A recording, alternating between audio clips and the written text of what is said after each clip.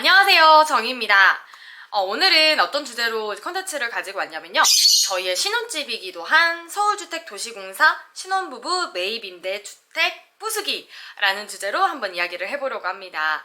저희의 이제 신혼집이 SH를 통해서 마련한 집이기도 하고, 저도 정보를 몰랐을 때 사실 이런 집이 있는 줄 몰랐거든요. 근데 알면 알수록 좋다는 게, 제가 이걸 유튜브 알고리즘을 타가지고 우리 가족 부동산? 행복한 부동산? 뭐 아무튼 이런 채널이 있었는데 거기서 LH, SH를 소개를 하는 거예요. 그래가지고 우연찮게 그 시기에 공고가 떠서 딱 지원을 했는데 당첨이 된 거예요.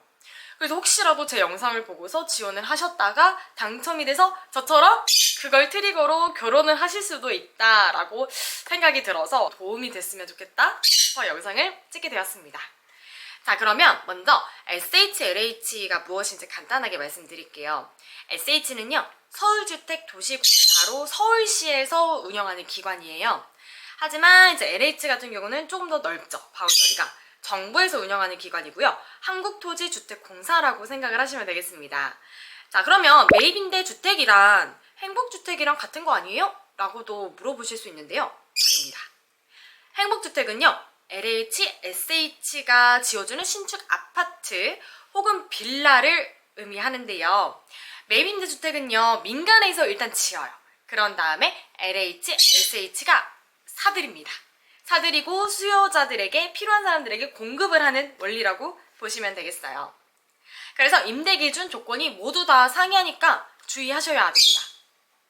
SH 둘 다 매입임대주택이 있나요? 네.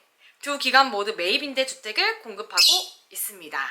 하지만 공급 일정, 조건, 기준 등이 매우 달라요. 그래서 이것도 공고를 꼼꼼히 확인하시면서 주의를 하셔야 됩니다.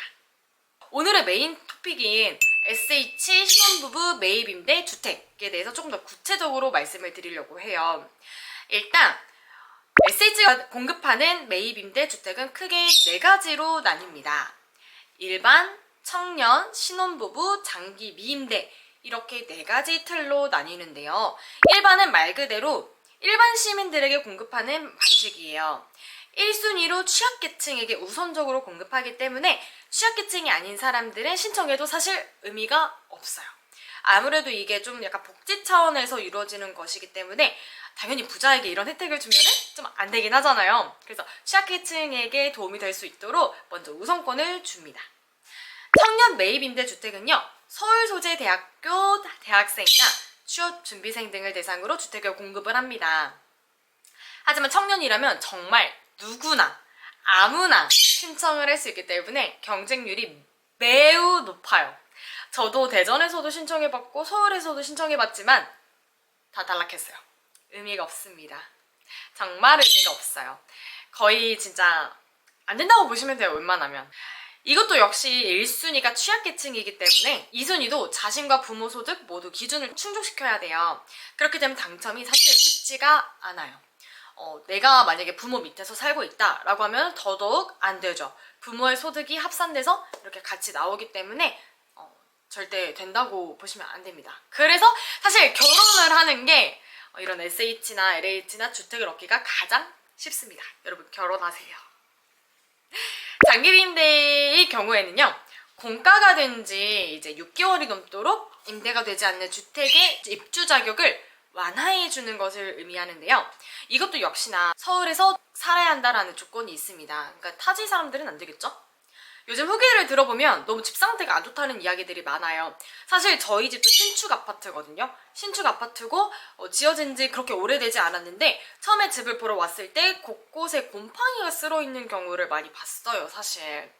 아마 집이 사람이 살지 않고 관리가 되지 않기 때문에 곰팡이가 쓸어있는 것인데 아마 장기 미임대의 경우에는 그런 게 더 어렵겠죠. 이런 하저보수도 사실 저희도 하저보수를 몇 개 신청해봤지만 지금 살고 있는 지 2달이 넘었는데 아직도 하자보수가 된 것이 없어요. 그만큼 하자보수가 이루어지기 매우 힘들다.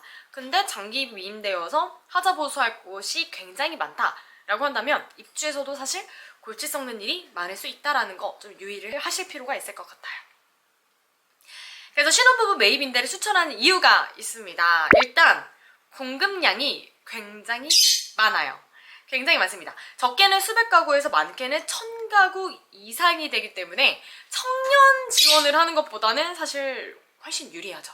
그래서 굳이 많은 돈을 들여가지고 대출 많이 끌어서 집을 매입하시는 것도 좋고 전세하는 것도 좋지만 저희처럼 20대 중후반이고 하신다면 SH를 통해서 집을 구하신 다음에 돈을 차곡차곡 모으시는 것도 서울에서 살아가는 방법 중 하나라고 보시면 좋을 것 같아요.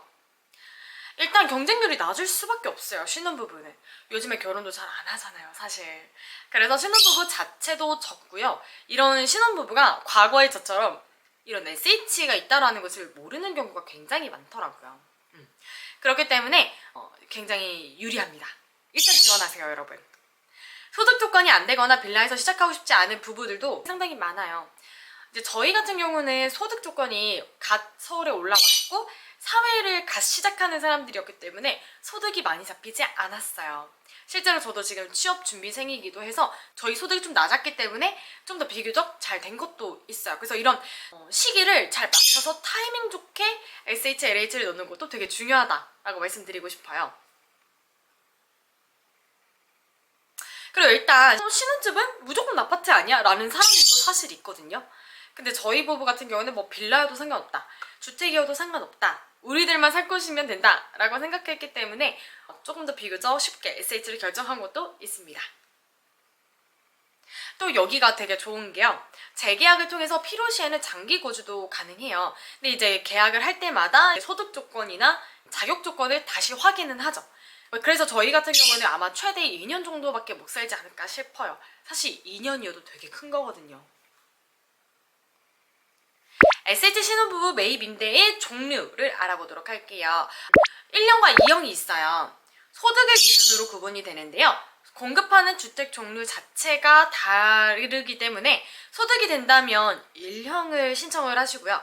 2형의 경우는 시중 시세보다 낮지만요, 메리트가 부족하다고 느낄 수 있기 때문에 잘 따져보셔야 합니다. 주로 1형으로 공급되는 주택이 훨씬 많아요. 1년 중에서도 다시 소득에 따라서 시세의 30%로 공급하는 경우와 50%로 공급하는 경우가 나뉘는데요. 이는 순위와는 크게 상관이 없습니다. 당첨 이후에 내는 보증금과 월세가 좀 차이가 많이 납니다. 그래서 이런 거는 좀 자기의 그런 조건에 맞춰서 지원을 하셔야 되지 않을까 싶습니다.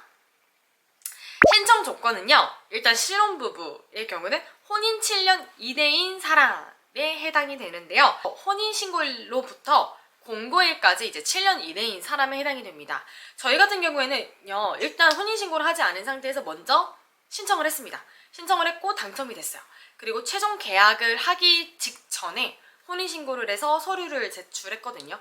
그래서 일단은 결혼 생각이 없다라고 하시는 분들도 그냥 혹시 모르니까 일단 신청을 하시고, 그리고 나서 나중에 포기를 하시든 그렇게 결정을 하셔도 괜찮지 않을까라는 생각이 들어요. 1순위 같은 경우는요, 자녀가 있거나 출산 예정인 예비 신혼부부 및 6세 이하의 자녀가 있는 한부모 가족. 자녀가 있거나 임신 중이라면요, 결혼 전이라도 1순위로 신청이 가능해요. 역시 아이가 있으면 뭐든 다 유리합니다. 1순위는 전체 신청자의 20% 정도이고요. 한 자릿수 당첨자들은 원하는 주택을 선택하지만요, 그러니까 주로 강남권은 3룸을 쉽게 선택을 하게 됐죠. 그렇지 못한 경우에는 자녀가 있어서 이사의 어려움으로 포기하는 경우가 많기도 해요. 실제로 저희 주택에도 2자녀가 있으신 그런 가족분들도 꽤 있으시더라고요. 그럼에도 불구하고 뭐 이사 가는 게 괜찮다 하시는 분들은 선택을 하시기도 하지만 2년마다 혹은 뭐 4년마다 몇 년에 한해서 이렇게 이사를 하는 것, 이사 다니는 게 번거롭다 하시는 분들은 그냥 포기하시는 경우도 많거든요. 2순위는요, 자녀가 없는 예비 신혼부부, 즉 1순위가 아닌 신혼부부들은요 모두 해당된다라고 보시면 되겠습니다. 대부분의 신청자들이 아마 2순위에 해당될 거라고 보시면 되겠습니다. 아직 혼인신고를 하지 않았거나 결혼 계획 중인 커플들도 이에 해당이 됩니다. 그래서 저희들도 2순위였습니다. 그래서 굉장히 좋은 집은 다 뺏겼죠. 3순위는요, 신혼부부는 아니지만요, 6세 이하의 자녀가 있는 혼인가구는 여기에 해당이 됩니다. 주로 혼인한 지 오래되셨으나 아직 소득이 많지 않은 분들이 있으신데요, 미달되는 상황사 좋은 집을 구하시는 경우도 많은 것 같아요. 가산점에 대해서 이야기를 해보려고 해요. 가산점 매우 중요하죠. 간단하게 얘기하면요, 취약계층인 경우는 가산점이 제일 높아요. 그 다음에 자녀의 수를 봅니다. 훨씬 더 가족의 수가 많다면 나라 차원에서 복지를 많이 해주게 되는 거죠. 그 외의 경우에는요, 청약통장 납입 횟수를 체크를 합니다. 그러니까 통상적으로 자녀가 없는 경우다라고 하신다면 청약통장과 서울 거주기간을 본다고 생각하시면 될 것 같아요. 집은 그럼 어떻게 선택하나요? 라고 물어보실 수 있는데, 위에서 말한 신청 순위대로 가산점을 보고 전체 신청자들의 순위를 매겨줘요. 그래서 저희도 거의 이렇게 순위가 있다면 거의 아래에서 이 정도였거든요. 굉장히 순위가 낮았어요. 그래가지고 마지막까지 되게 안절부절하면서 골랐던 기억이 있는데요. 그래서 저희 남편이 대전에서 서울까지 와가지고 진짜 선착순이기 때문에 순위대로 딱 이제 부르면 들어가거든요. 그럼 거기서 앞에서 딱 집을 골라요. 그럼 밖에 전광판 같은 그런 곳에서 스티커를 붙였나? 해가지고 이 집은 나갔습니다. 이렇게 마킹을 하거든요. 이제 만약에 내가 원하는 집이 나갔다 그럼 빠르게 또 고민을 해서 돼야 되는 부분이라서 약간 서바이벌 같다고나 할까? 자, 우리 이제 매입임대주택 그런 과정을 보시면요. 1년에 2번 정도 공고가 나갑니다. 3월과 9월에 나가는데요. 보통 서류 심사 대상자를 발표를 합니다. 그다음에 서류를 제출을 하고요. 최종 대상자 발표를 해요. 이때 순위가 나오게 되죠. 그다음에 주택을 열람을 할 수가 있어요. 이제 뭐 설계도도 볼 수가 있고 집이 얼마나 큰지, 구조는 어떻게 되는지 이런 것들 다 체크를 하실 수가 있거든요. 그래서 먼저 이제 내가 원하는 집을 순위별로 이렇게 한 5, 6개 정도 좀 매겨놓을 필요가 있어요. 그래서 저희도 구조, 넓이, 그다음에 주방 넓이, 뭐 타입, 집 타입 이런 거 등등등 해가지고 1점부터 10점까지 점수를 매겨놔서 순위를 따졌거든요. 이렇게 해가지고 했기 때문에 저희는 선착순 추첨에서도 좀 당황스럽지 않게 잘 선택을 해서 할 수 있었던 것 같아요. 그 다음에 이제 동고 선정을 하게 되고요. 계약을 체결하게 됩니다. 그 다음에 입주하는 순으로 이루어지게 되는데요. 주택 열람을 정말 열심히 다녀야 돼요. 그래서 저희는 대전 사람들이었기 때문에 대전에서 서울까지 왔다 갔다 하면서 여름에 다 돌아다녔어요. 땀나면서. 그래가지고 중간에 실수로 주차를 잘못해가지고 주차 딱지도 날라오고 그랬거든요. 여러분 진짜 주택 열람하러 다니실 때 주차 딱지 조심하세요. 슬퍼.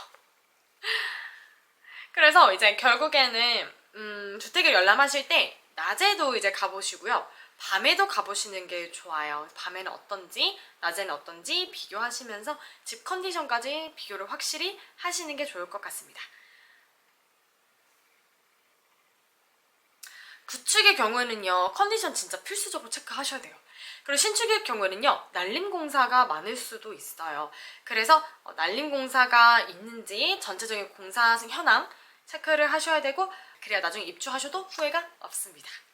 오늘은 이렇게 정말 주택공사에 대해서 많은 정보들을 가지고 왔는데 오늘은 1편으로 마무리 짓도록 하겠습니다. 특히 SH에서 궁금하셨던 분들은 오늘 이 영상 보시고 좀 궁금증이 많이 해소가 되셨으면 좋겠습니다. 그럼 다음에는 2편으로 만나요. 안녕!